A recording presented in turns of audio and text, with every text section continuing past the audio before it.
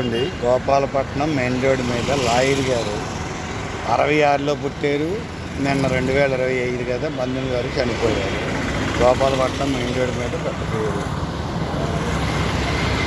సుఖమేముంది, చెబితే వినరు. బాగున్నప్పుడే మీ గుండెని కాస్త కాపాడుతుందంటే వినరు.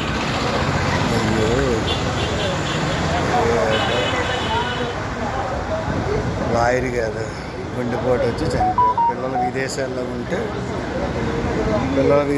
వాళ్ళు వచ్చే వరకు శవాన్ని ఉంచుతారు. అంతకంటే ఏముంది, చచ్చిపోయినాడు శవమేమో ఒకలాగా ఉంటుంది, డబ్బున్న శవం ఒకలాగా ఉంటుంది. వచ్చిన బాధ అది కూడా శవం దగ్గర కూడా శ్మశానంలో కూడా ఖరీదైన సావులు పేద సావులే వస్తుంది. వచ్చిన బాధ అడ్వకేట్ నేను ఎంత నవ్వుతూ కనబడుతున్నారు చూడండి.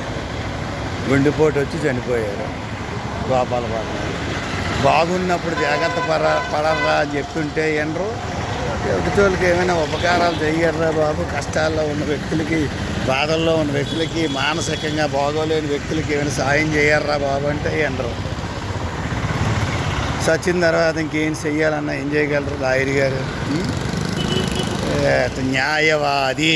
లాయరు అంటే న్యాయవాది, న్యాయం కోసం వాదించే వాళ్ళు లాయర్లు.